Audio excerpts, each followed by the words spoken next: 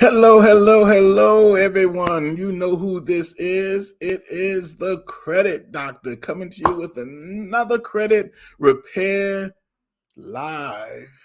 And you know how it is when you come on into the room. If you're watching me here on Facebook, hit the like button, hit the share button. Likewise on YouTube, hit that like button, hit that share button. You guys also on TikTok, hit the like button, hit the share button, throw some hearts. Even if you're watching this as a replay, throw some hearts up, throw some thumbs up, whatever you want to do, because I believe we got some great information we want to share with you guys today. All right. So, as you see in the title, we're going to be talking about what is a cancellation of debt. Now, before I go into that, for those of you who do not know me, my name is Angelo McCutcheon, known as the Credit Doctor. I've been helping people repair their credit for over 15 years. We've helped hundreds of people clean up their credit over the years, taking their scores from the low 400s all the way up to the 700 and plus. And while it is not an overnight fix, never an overnight fix, but with time and patience, we typically get our clients to where they need to be. And so we also do a lot of education on our social media platforms, talking about credit, talking about how to deal with debt collectors, talking about how to deal with the credit bureaus, understanding the laws, the Fair Credit Reporting Act, the Fair Debt Collection Practices Act. You know what? I mean, we just try to give you enough information to at least get you started on the road to recovery.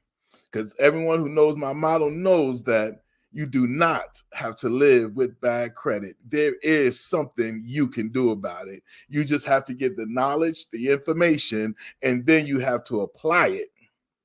So all the subjects that I talk about when it comes to credit and credit repair, I try to give you enough to at least get you on the journey. You have to do the follow-ups. You have to do more study, more research. But I'll try to get you enough to at least get you going, to motivate you, to let you know you do not have to live with bad credit. You're listening to someone or watching someone who, when I first started out, had my scores in the low 400s. Within 2 years of working on my credit, I took it from the low 400s all the way up to the 700 plus, got all my negative items deleted, built up all the positive things, and we're off and running. And so we're able to share what we've done to help you get to that level where you need to be so you can start getting those things that you want to get. You want to purchase a home, you want to get a new car, maybe you want to get a loan for your business. No matter what it is, you want to get that nice apartment, you need good credit. Overall, you need good credit.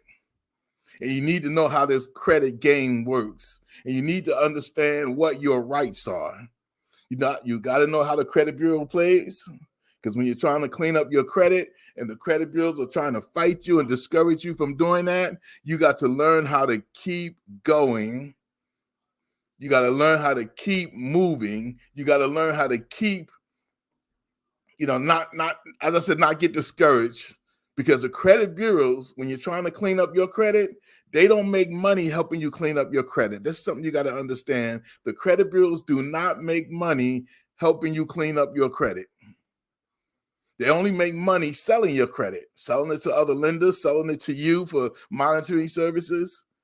And so because they don't make money helping you clean up your credit, they're not always going gung-ho to help you clean it up. So you might be disputing some things, and they might be coming back verified, or you may be getting letters saying that, oh, you didn't give us enough information, things like that, things to help you, things to get you discouraged. So I'm here to let you guys know, don't give up. If you're in the process of cleaning up your credit, don't give up. Because you can clean up your credit on your own if you choose to. You just got to put the time and the work in, but you can do it. Or if you just want to hire a company to help clean up your credit, you can do that as well. Keep in mind that credit repair is the legal way for you to clean up your credit, to remove negative items that are inaccurate, incomplete, or unverifiable. Credit repair is the legal way. Now, of course, within this field, you got a lot of scammers out there, people who claim to help you clean up your credit but will take your money and disappear. And now with the fall of Lexington law, now you guys know I've talked about that on my last live, Lexington Law filed bankruptcy, Chapter 11, because they were sued by the Consumer Financial Protection Bureau, and they had to pay a fine that was in the billions for ripping people off, basically, just to sum it up.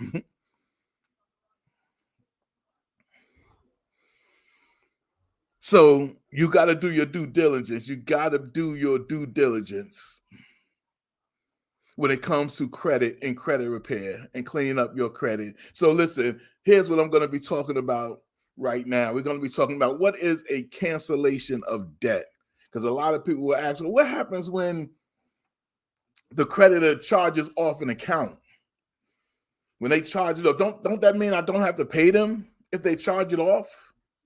Doesn't mean I don't have to pay them. And that's not necessarily what it means. Now, to you guys, so you guys know that I am streaming on different platforms here. So I'm not taking any requests to come on my TikTok or anything like that, because I'm streaming to 3 different platforms. So just keep that in mind. All right. When I do TikTok by itself, I can bring, you guys on, and we can do a one-on-one. We can do questions, all that stuff. But right now, I'm streaming to 3 platforms, to my YouTube page, to my Facebook page, and to my TikTok page. All right. So again, getting right back into it, we're talking about what is a cancellation of debt. Because you guys know your debt can be canceled, right? You guys know that. But people get confused, and I just want to try to clear some things up when it comes to a charge off. When it comes to a charge off, I am so happy, or some people would say, as some people would say, what happens when an account is charged off? What happens with a charge? Does that mean I don't have to pay it? And it not necessarily means you don't have to pay it. Because what they can do when they charge off an account is they can either sell it to a debt collector, they can try to get it from you, because basically a charge off is really a tax type thing, right? So it goes on their books as bad debt. So when creditors charge things off, they kind of letting their investors know that, hey, we're not going to recoup this money. So we put it on our books so that we don't have to pay more for our taxes than what we actually got. So it's really an accounting type thing when it comes to charge off. It's not about you seeing a charge off on your credit report and you say, hey, I don't have to pay this. I don't have to pay this. They charged it off. That's not necessarily what it means. But here's the but. There does come a time when, after they charge it off, you may not, or you would not have to pay the debt. And that is if they report to the IRS a 1099-C. If they send the IRS a 1099-C about your debt, then basically they're letting them know that we're canceling the debt. That's known as a cancellation of debt. 1099-C is a cancellation of debt, meaning at that point, you do not have to pay that debt to the creditor or to a debt collector. Now, how do you know if your charge off was turned into a 1099-C? Well, according to the law, when a creditor reports a 1099-C, right? That's a form that basically says they're canceling the debt. When they report that to the credit bureaus, they have to send you a copy of that as well. So you'll know that your debt was canceled. So if you got credit cards, Chase, Discover, car loans, whatever, Santander, whatever, and if they charge off the debt because you didn't pay 6 months or more,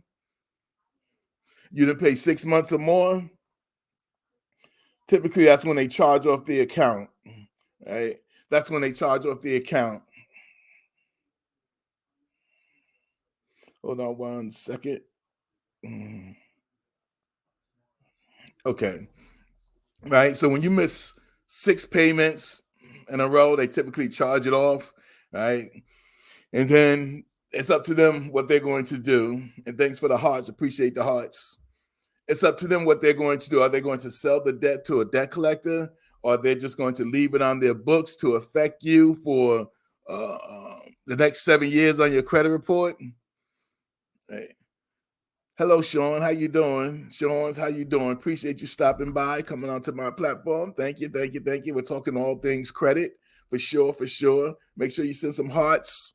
I'm talking to my TikTok people there.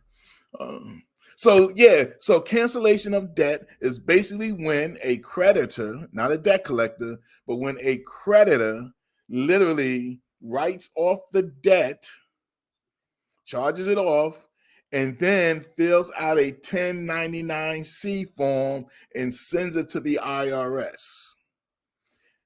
At that point, they're required to send you one as well.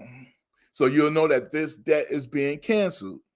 Now, what happens if you get a 1099-C? If you get the 1099-C, what happens? Well, according to the IRS, if you receive a 1099-C, which is a cancellation of debt, the IRS then says you may have to pay taxes on that debt. Not that you have to, you may. Certain restrictions apply. So if you had, let's say, a credit card for Capital One, and it got charged off for non-payment, and let's say you owe them $1,000, let's just say $1,000 on that debt. And let's say Capital One, instead of selling it, they decide to write a 1099-C. Now, when they write a 1099-C, cancellation of debt to the IRS, they fill out that form, send it to the IRS. They got to send it to you by the end of the year. Whenever the year that they file it out, they send it. They fill it out for the IRS. Before the end of that year, you have to receive a 1099-C as well. All right. So you got to know that they is writing it off. Now, once you get it and you say, hey, I'm no longer responsible to Capital One to pay this $1,000 debt. But then the IRS says, hey, that means that you receive income because you didn't pay this debt back. The IRS now looks at it as income to you. And then they say, hey, you have to pay the taxes on that debt. So you're not paying the whole $1,000. You just have to pay the taxes on that debt. Then that goes to being whatever your tax bracket is, right? Whatever your tax bracket is, right? You would pay that now. That's the rule. The exception, there are exceptions where you don't have to pay taxes on any 1099-Cs. There's about 4 reasons that they give when you don't have to pay taxes on it. And I'm going to touch on 2 of the main ones. Number 1, if you file bankruptcy in the year that the 1099-C was written off, you don't have to pay taxes on it. All right. If you file bankruptcy in the year that you received a 1099-C on any debt, you don't have to pay taxes on it. And the second one, if you are insolvent, you don't have to pay tax. What does it mean by insolvency or insolvent? Basically, it means that the year that you received the 1099-C, you can go to your tax person, your tax professional, and say, hey, I want to file an insolvency, which basically means you have more debt than you have total assets. All right, you have more debt than you have assets, or your income, your expenses, your debts exceeds your income, your assets. All right, and in that case, the IRS will just kind of wipe it away, so you don't have to pay taxes on that. So if you ever receive a 1099-C, you want to make sure you talk to your whoever does your taxes, your tax professional, CPA, whoever does your taxes. You want to talk to them about filling out an insolvency so that you don't have to pay taxes on any 1099-C of that current year. All right, you guys got that? If you got that, just throw some hearts up in the air. If you got that, TikTok, just send some hearts up in the air. Facebook, if you got that, YouTube, if you got that, just send some hearts up in the air. Even if you're watching this as a replay, because I'll come back and try to answer any questions that I get that comes up. So you guys got that? Throw some hearts in the air, or throw your hand in the air and wave them like you just don't care. All right. So thank you. YouTube, thank you. Facebook, thank you. TikTok, hearts come. Okay, TikTok is following up. Don't get left behind, TikTok. Don't get left behind. All right. So we wanted to make sure that's clear. Cancellation of debt is when your creditor writes off your debt, charges it off, and then files a 1099-C to the IRS, which is known as a cancellation of debt. And then they have to send you that form as well. And the IRS says, hey, unless you have any one of these exceptions, you just have to pay taxes on that because it's income to you. And what are the exceptions? Bankruptcy, insolvency, and then there's two other ones called indebtedness, which speaks to expenses if you're on farming, or another one is like you have real property business loss. Those are the other two. And then there's another one that's very rare if it's a gift. If it was a gift, or it turned into a gift or something like that. But look into that. But the main two is bankruptcy or insolvency. All right. So receiving a 1099-C is not a bad thing in a sense that now you don't have to pay taxes on it, or you don't have to pay the debt back, and you may not have to pay taxes on that debt, depending on do you fall into one of those categories where they say, hey, you file bankruptcy, you don't have to file it. Insolvency, you have more debt than you have income, and farming and real business property. But again, talk to your tax professional when it comes to that. Now, here is a problem that I'm seeing. Now, that sets all that up for a problem. A lot of people are not receiving the 1099-C from the creditor or the IRS, even though they sent the form to the IRS. And the problem is because the IRS is so backed up that even it's hard for them to get out all this paperwork to you, the consumer, the taxpayer. So if you don't know there's that a creditor filed a 1099-C, but what happens when they sell your debt and somebody comes after you for that debt? And now they say, hey, you owe, let's go back and use Capital One again. You owe Capital One $1,000, and we are a debt collector, and we are collecting on that debt. And now you say, oh, man, they're trying to get me for this debt, but you don't know that Capital One filed a 1099-C, which means they cancel your debt altogether. And if they cancel your debt altogether, you do not have to pay the creditor or a debt collector. And again, that's what we're talking about, 1099-C, which is a cancellation of debt. The purpose of that is so that you know that you do not have to pay this debt back.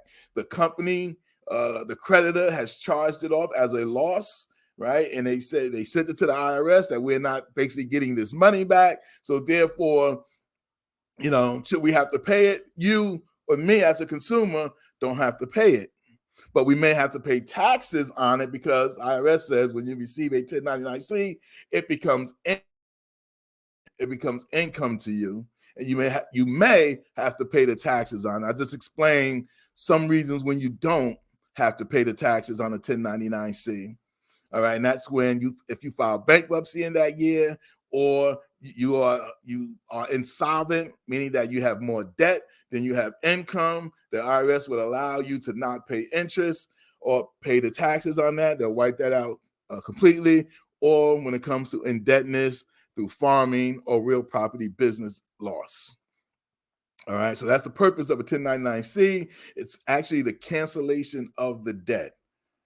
Now, don't get confused. Just because you see that a company charged off your account, that doesn't mean you have to pay the debt. It's only when they file a 1099-C to the IRS, it's at that point that you don't have to pay that debt no more. But what if you don't know they did that? And a debt collector is trying to come after you for a debt. Well, there's a couple of ways that you can kind of find out if there are any 1099-Cs out there in your name. Number one, you could just call the IRS. Just call the IRS and they will let you know if there are any 1099-C. You don't have to ask for any particular one. If you don't want to, you can, but you can just call the IRS and say, "Look, I'm just inquiring to see if any creditor has filed any 1099-Cs in my name for any debts that are owed." And they can get your information and they can pull it up. What about a mortgage loan? Can I use a 1099-C against my loan? If the mortgage company writes a 1099-C, see, you can't write a 1099-C. It's illegal for you to write it in 1099-C and then give it to the IRS or give it to your loan company. You can't do that. That's illegal.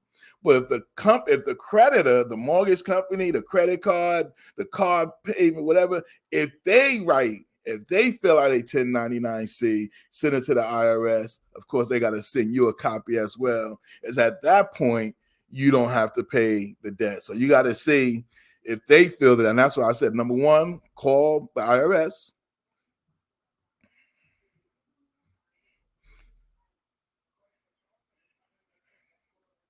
If they say yes, that there is a 1099-C on you, yes. If you call the IRS and they say there is a 1099-C on you, you can get a copy of that. Tell them to send you your copy, right? So you can either pay the taxes on it or get an exception to where you don't have to pay. But yes, call the IRS. Now, there was another way that you can kind of find out if there is an 1099-C written out on you. Now, this isn't a guaranteed way, but this is a way in which you can pretty sure that there might be one. If you pull your credit reports, and you look at it where the account has been charged off, go to the comments. And under the comments, if it says canceled by the grantor or canceled by the creditor, there is a maybe 60 to 70%, not 100, 60 to 70% that they might have filed a 1099-C. And it's at that point, if you see that, you should definitely call the IRS, or you can call the creditor and say, "Hey, did you guys fill out a 1099-C for this account? I know you charged it off, but did you fill out a 1099-C and send it to the IRS?" And at that point, they will let you know. So if you grab your credit reports, thanks for the roses, appreciate it. To my TikTok people, thank you. So if you see it where it says canceled by the creditor or canceled by the grantor, those are pretty good signs. Not 100%. Now, everybody say Angelo did not say 100%, but those are pretty good signs. We found out that in a lot of cases, a 1099-C was written out on you. Now, I've known that there are some people who actually paid some debts in which a 1099-C was written out against them. And they didn't know until maybe a few years later.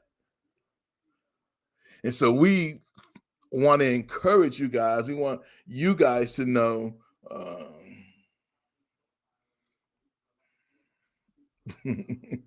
Buddy, you guys are funny. Right? So it's important that you guys understand what is a cancellation of debt, how it is written on a 1099-C. It's actually written out on a 1099-C. And in most cases, you do not have to, once that is written out, you do not have to pay that debt back. All right? No idea what I'm saying.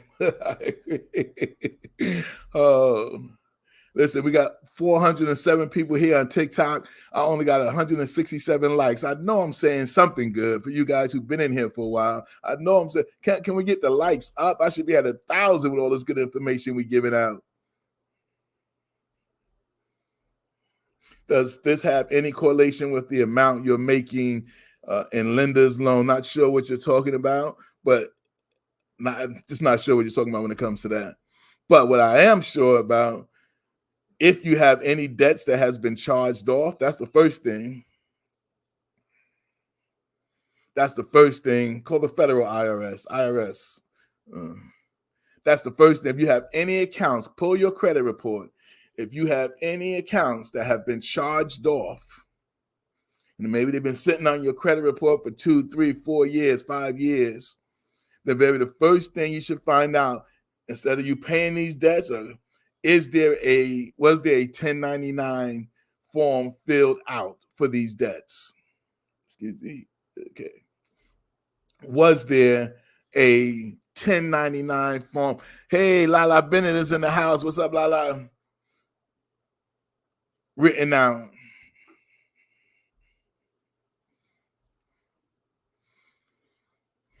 Let me take a break. You guys have any questions pertaining to what I'm talking about?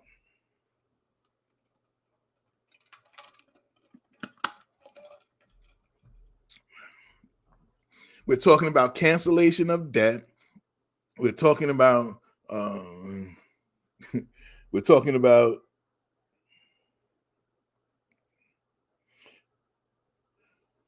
about understanding when you don't have to pay a debt. And again, just a recoup, if anybody been here, if a company, if a creditor files a 1099-C, which is known as a cancellation of debt, the question is to you guys, do you have to still pay that debt? Let's see who's been following me and who's been listening. Yes or no?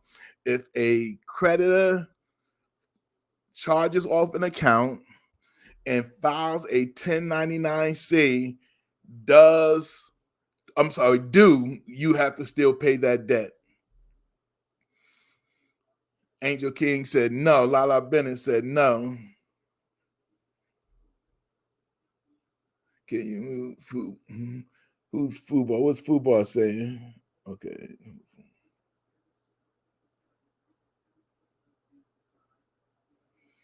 Okay. Yeah. Only problem sometimes is with crazy folks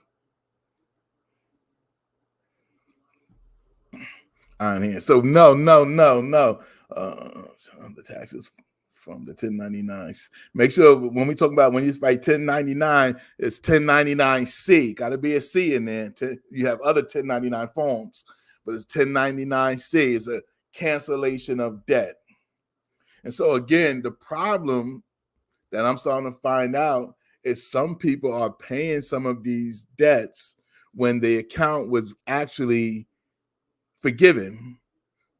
I shouldn't say forgiven because you still may have to pay the taxes on it, but where some of these creditors literally filed a 1099-C on your behalf. They filed it and they're supposed to send it to you as well.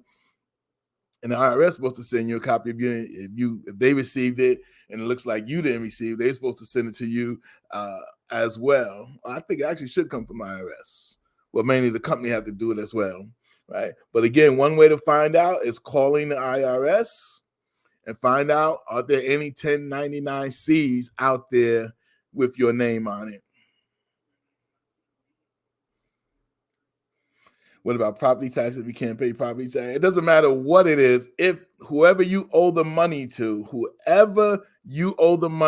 if they charge it off, if they write a 1099-C, then you don't have to pay it. They have to write it, not you. They have to write it. All right. Once they write it, then they got to send you a copy of the 1099-C, and then you can, you may have to file it on your taxes, right? But there are a few exceptions to where, thanks, we got up to 1,000 likes, 1,300 likes. That's what I'm talking about, people. That's what I'm talking about. All right. Are there any questions? Any questions? I feel we've touched on that. Remember, if any of you guys are interested in a free credit repair consultation over the phone, a free credit repair consultation over the phone, TikTok, just DM me. Facebook, inbox me, and YouTube, you know what it is. Inbox me as well. All right. All my information is in the description, typically, of all these videos and things like that. So you can reach out to me through email. My email is creditrepair64@gmail.com, creditrepair64@gmail.com, or you can just inbox me or anything like that. Great, Lala. My credit score is good. I didn't see that. Awesome. Keep it that way. You're doing great. You're doing great. All right. So again, we talked about Lexington Law a little bit, how they just messing, for those of you who don't know, Lexington Law recently filed. Lexington Law is the biggest credit repair company, has been the biggest credit repair company that's out there for years. Most people are familiar with Lexington Law when it comes to credit repair. But guess what? They filed for bankruptcy, Chapter 11. Maybe a week or two ago, they filed for that. Why did they file for that? Because the Consumer Financial Protection Bureau, which is part of the government that oversees the credit repair industry, when investigating them, found out that they were breaking the law. They were breaking the law. They were overcharging people on a monthly basis. And here's the thing that I was saying about Lexington Law for a long time. Here's what I've been saying about Lexington Law for a long time. Lexington Law, they charge you a monthly fee. And I always had a problem with monthly fees. I don't even charge a monthly fee. I charge just a flat fee, right? But they'll charge you this monthly fee of $99 a month or $100, depending on what package you want. They'll charge, they'll say it costs this much, but typically it's like $99 a month or something like that. And what I found out is people who've been with Lexington Law, right, and they paid the $99 a month for over a year or 2 years or whatever the case may be, and Lexington Law will get some things off, right? Now, they're not going to rush to get everything off, but they will get 1 or 2 things off. But when a person finds out that they're not satisfied with what Lexington Law is doing and they want to cancel their service, then Lexington Law turns around and says, hey, you don't have to cancel. We can offer you a monthly package of $40 a month. I'm just using that as an example. But $40 a month or $30. Wait a minute. You telling me you had a package for $30 a month or $40 a month, but you were pushing me to sign up for this $99 a month or $125 package, knowing you had that, and you're only going to use that when I'm ready to cancel? See, that's disingenuous. That is totally disingenuous. And so the Consumer Financial Protection Bureau sued them. They basically almost have to pay $1 billion in fines and fees and all that stuff to the government. And so they say, you know what? Forget that. We're just going to file bankruptcy, Chapter 11, which means that we're just going to reorganize. But all you guys who have Lexington Law, you basically may be losing out on everything, paying all that money, and now they reorganizing, going under. So that's what I was saying about Lexington Law. All right, we were talking about. All right, so I appreciate all you guys coming on. Hit me up for any advice. Hit me up. Yeah, we do credit repair. The name of my company is called the Faithful Credit Group. I've been doing credit repair for over 15 years, helping people repair their credit. We tell people always that fixing your credit is not an overnight fix. You didn't mess it up overnight, you're not going to fix it overnight. But with time and patience, you can get it to where it needs to be. Anything that's inaccurate, incomplete, or unverifiable on your credit report, you have the right to challenge that information. You have the right to dispute that information. So don't let anyone tell you that you can't repair your credit or you can't have someone work on your behalf to help fix your credit. All right. So with that in mind, I appreciate all of you guys. And you know what we say, as always, stay blessed. Whatever you do, stay blessed. What's even more important is that you are a blessing. And